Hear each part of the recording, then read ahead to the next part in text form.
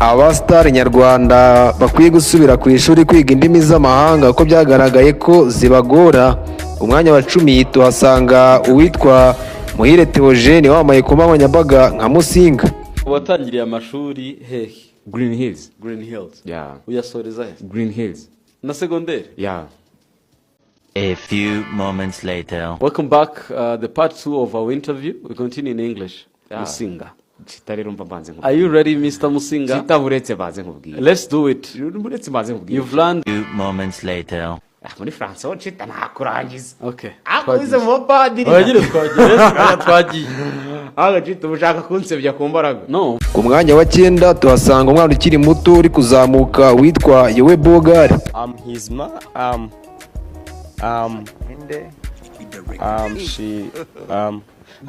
Yuri umugabo w'umugore mu cyongereza ni ivuga nyine his man. Inde his man. Ndi umugabo we.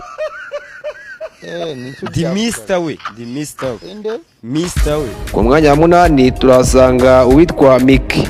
Uyu Miki ubushakashatsi bugaragaza ko amagambo azi kuvuga mu cyongereza ari amagambo y'amatirano. Urugero ni nka kuvuga telefone, douche cyangwa se radio, ariko nyuma y'ibyo ntugire ikindi umubaza. Ku mwanya wa 7 tuhasanga mama w'amagweja akaba yitwa Inkindi Aisha. You are beautiful, bright today. Nice to meet you, husband. By Linda. Hey, what?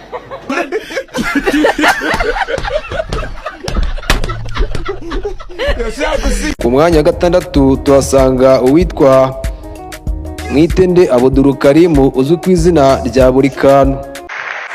So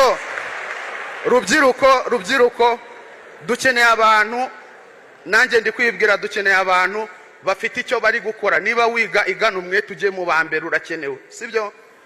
Igihe uzaba ufite ikintu abantu bashaka, ndakubwiza ukuri, iyo muri kubyumva. Ku mwanya wa 5 turasanga uwitwa Amag Black, umwe mu baraperi bari bagezweho mu myaka ya hambere. Gusa icyo nakubwira nuko Amag nta ndirimbo ye n'imwe itari mu Kinyarwanda yigeze akora. Niba Amag azi izindi ndimi azadukora indirimbo itari mu Kinyarwanda. Ku mwanya wa 4 turasanga uwo Rizagwira Florier aka Waboyi cyangwa se Yampano. Uyu nawe indimi z'amahanga ziramugora. Icyarimwe n'undi muhanzi ukunzwe cyane muri iyi minsi witwa G-Tough. Ku mwanya wa 3 turaza kuhasanga umunyamakuru wa RBA witwa Nkurunziza Emmanuel Ruvuyanga ukunda kwita Corporal Retired. Uyu munyamakuru ibye nagaterera nzamba kuko u Rwanda wajya gukina n'ikipe ya Guinea Conakry. Umustar wari mu ikipe na wundi akaba ari umutipe wakinaga mu kipe ya Liverpool witwaga Naby Keita. Uyu Naby Keita ubwo yazaga mu Rwanda yamanye amasaha 2 ku kibuga cy'imyitozo. Ruvuyanga bari kumwe yabuze ijambo na rimwe amubaza, kandi ubyibuke neza Naby Keita iwabo bavuga Igifaransa kandi yakinaga mu kipe ya Liverpool, bivuze ko yarazi n'icyongereza. Ariko ikibabaje nuko Ruvuyanga yabuze ijambo na rimwe amuvugisha, bigasaba ko witwa Ephraim Kayiranga aza kugoboka. Ku mwanya wa 2 turahasanga uyu TikToker wa mbere mu Rwanda General Benda, aho byagaragaye ko yari indimi ubwo Dumba muzaga n'umunyamahanga kuri live. You are here to scroll and You say? You don't know me. I was just passing. You are just passing. Yeah. Oh my God! So you have to follow me, cause you know I'm your friend now. Okay, that's good. Yeah. When I try to visit some country, I will let you know when I'm get there to your country. You know. I'll be happy to host you. You can host me because I don't have. What can I say? You have to invite me to come to your country. I will. When I go back to Los Angeles, I will invite you. Yeah, when you come out to Los Angeles. Oh my God. Yeah, I You will. guys, I'm not living here in Rwanda.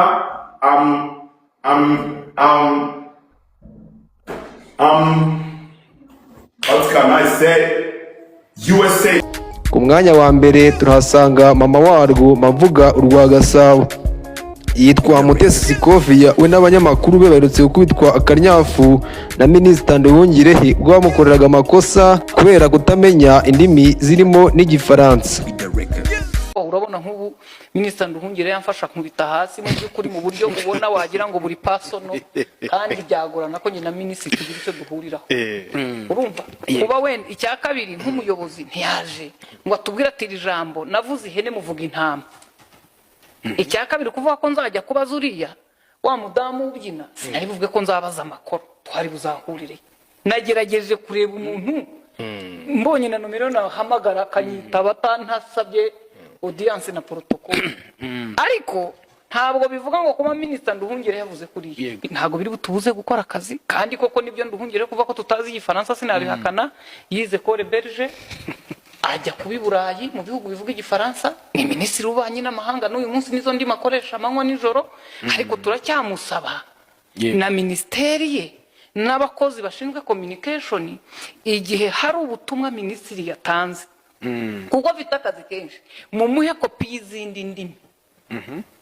None se ko nshimye yari yashubije igifaransa wenda abwira Kongo, twe nk'abaturage tuzi ko ari Minisitiri w'Ububanyi n'Amahanga w'u Rwanda twari bumenye ibigenda bite. Turagenekereza twe ntabwo dusemura inyuguti ku yindi nk'ababanditsi b'ibitabo bakura mu rurimi bashyira mu rundi. Na perezida iyo habaye event hano avuga mu Kinyarwanda nza akabwira abari bamukurikiye ati mureke n'abashyitsi nganire nabo, akavuga urundi rurimi. Kandi cya kabiri niba twarasemuye nabi n'igifaransa ntabwo dukomeye kurusha perezida wavuze icyongereza i Bugande. Nta kiyobora Repubulika abantu mwica ibikuba ngo abantu mu bireme bamwe muviremo kuza kubahuka Minisitiri, abari barabuze uko muntinyuka namwe mumbonereho. Urumva rwose ubu ariko nuko numvishe wa mugabo yampana ngo atamerewe neza yampana sinumvishe sinzi ngo ibibazo afite ntarahamenya ibyo ari byo, ariko yari yaririmbye akaririmbo keza kuko ngo yamaze kubamenya.